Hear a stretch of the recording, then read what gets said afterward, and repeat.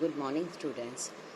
Today I am going to continue my lecture for +1 class Political Science, and the name of the chapter is Constitution. Why do we need a constitution? This is the first chapter of the lesson, and I am going to explain this chapter from NCERT book. First topic: Constitution allows coordinations and assurance. It means you know that India is a vast country.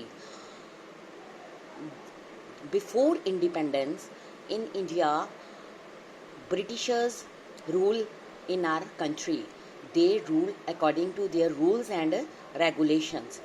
Now, when our country become independent, the first major problem came in front of our constitution maker.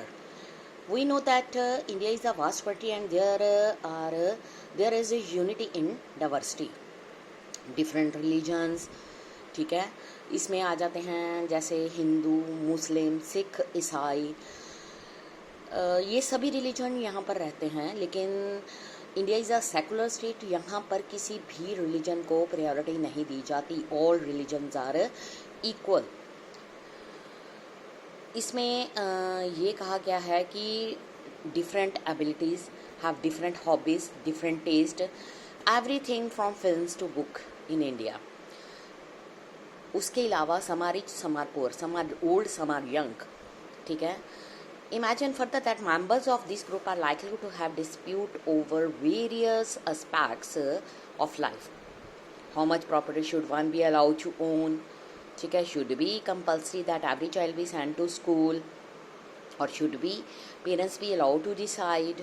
How much should be group spend on its safety and security? Should be it built more parks instead? मतलब बहुत सारे questions हमारे mind में आते हैं कि क्या ये पेरेंट्स की रिस्पॉन्सिबिलिटी है. One may say that perhaps member of this group can together if they can agree on some basic rule. Why will the group need certain basic rules? Think of what would happen in the absence of some basic rules. क्या हो जाएगा. ठीक है. अगर अब basic rules ही नहीं होंगे तो क्या होंगे. इसलिए अगर हम देखें, ये भी नहीं होता कि अगर रूल्स आ जाएंगे तो उनको फोर्सबली मतलब पीपल्स के ऊपर लगाया जाएगा. इसलिए ये चीज़ें पढ़ने के बाद हमें पता चलता है the first function of the constitution is to provide a set of basic rules that allow for minimal coordination amongst member of the society. अगर हमारे पास रूल्स रेगुलेशंस होंगे तो ये होता है कि हर सोसाइटी में जो लोग रहते हैं वो खुद डिसाइड करेंगे कि इन रूल्स रेगुलेशन के अकॉर्डिंग सोसाइटी में किस तरह से रहना है. Specifications of decision making powers. इसमें बताया गया है a constitution is a body of fundamental principle according to which a state is constituted और govern. As you know that in our country every 5 years elections are done. ठीक है. According to universal adult franchise as given in Indian constitution, every citizen who attain the age of 18 years have the right to choose its government. After independence in according to universal adult franchise यानी कि suffrage, इसमें ये कहा गया था कि 21 years की as में हर कोई अपनी वोट डाल के अपनी गवर्नमेंट को चूज़ कर सकता है. उसके बाद the constitution has to provide an answer to questions that basic allocation of power in the society. It decided what gets to decide what the laws will be in principle. These questions what get to decide can be answered in many ways. in a monarchy, अगर हम monarchy constitution की बात करें, जो monarch decide करता है कि in some constitution like the old Soviet Union one single party was given the power. ठीक है. वो ही डिसाइड करती है. लेकिन अगर हम ब्रॉडली स्पीकिंग बात करें तो people get to decide, but this matter is not simple. ठीक है. तो इसके लिए जो पीपल है directly vote on each matter on the मतलब हर प्रोसेस पर वो वोट डालें और अपना जो गवर्नमेंट बना रहे हैं उसके वो उनके अकॉर्डिंग काम करें।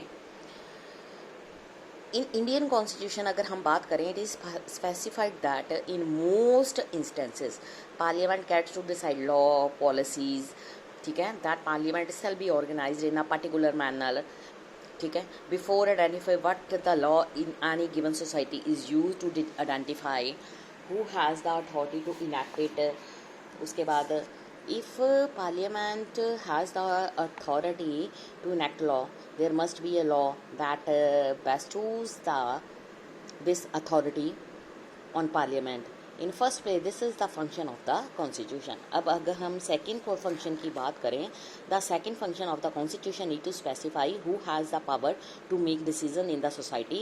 It decide how the government will be constitution. उसके बाद आ जाओ limitations on the powers of the government. इसमें ये बताया गया कि suppose you elected who had the authority to make the decision, but then this authority pass law that you thought very patently unfair. It prohibit you from practicing your religion, for instance, or it enjoined that clothes of a certain color were prohibited, or that what were not free to sing certain songs on, that people who belong to particular group, caste, religion would always have to serve others and would not be allowed to retain any property. अगर ये चीज़ें हमारी monarchy बन जाए और ये चीज़ें बतानी शुरू कर दें तो इससे क्या होगा, इससे लोगों का नुकसान होगा। लोग तो वो हैं जो अपनी गवर्नमेंट खुद बनाते हैं और वो ये विश करते हैं कि गवर्नमेंट उनके अकॉर्डिंग काम करे, उनके सामने आंसरेबल हो। सिर्फ मोनार्की में ऐसा होता है, एक बंदा रूल रेगुलेशन चलाता है और उसी के अकॉर्डिंग चलना पड़ता है। लेकिन जहाँ पर डेमोक्रेसी होती है वहाँ वो जो गवर्नमेंट होती है, to the people for the people and by the people, government को लोगों के सामने आंसरेबल होना पड़ता है, डिसीजन क्विकली देने ही पड़ते हैं। जो कॉन्स्टिट्यूशन है उसने गवर्नमेंट पर लिमिट्स लगाई हुई हैं पावर पर। गवर्नमेंट अपनी मर्जी से अपनी पावर का यूज़ नहीं कर सकती, उसको रूल्स एंड रेगुलेशन के अकॉर्डिंग काम करना पड़ता है। इसलिए अगर हम थर्ड फंक्शन ऑफ कॉन्स्टिट्यूशन की बात करें, ये करता है कि it constitution some limits on what a government can impose, ठीक है, और its citizen. This limits are fundamental in the sense that government may never trespass them, ठीक है।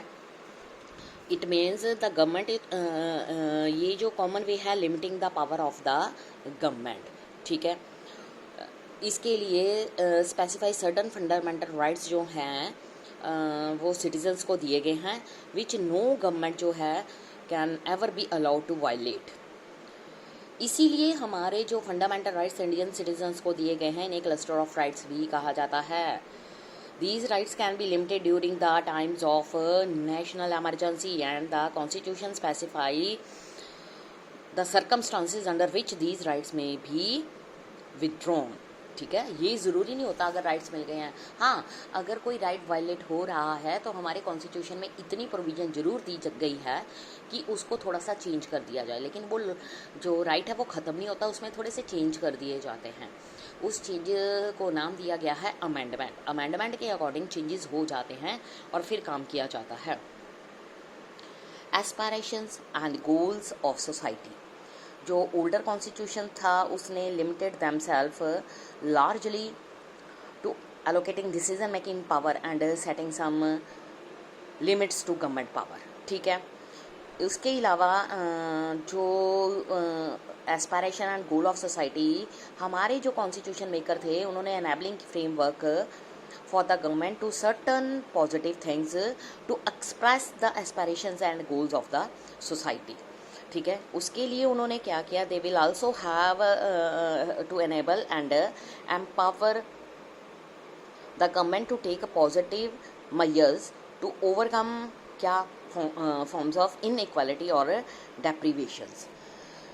इंडिया जो है, India aspires to be a society that is free of caste discrimination. It is this is our society aspiration. The government will जो है have to be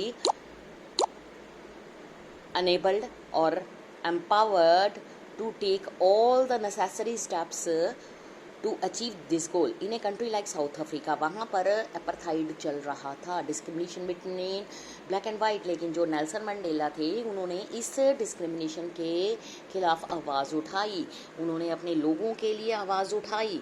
उस racial discrimination को ख़त्म करने के लिए उनको 26 ईयर्स जेल में भी जाना पड़ा। तो फिर भी उन्होंने अपना कॉन्स्टिट्यूशन बनाया जिसमें ब्लैक एंड वाइट को इक्वालिटी दी गई। कॉन्स्टिट्यूशन जो है enshrine the aspiration of the society. The framers of the Indian constitution for example thought that each individual in society should have all that is necessary for them, ठीक है, to lead a life of minimal dignity and social self respect.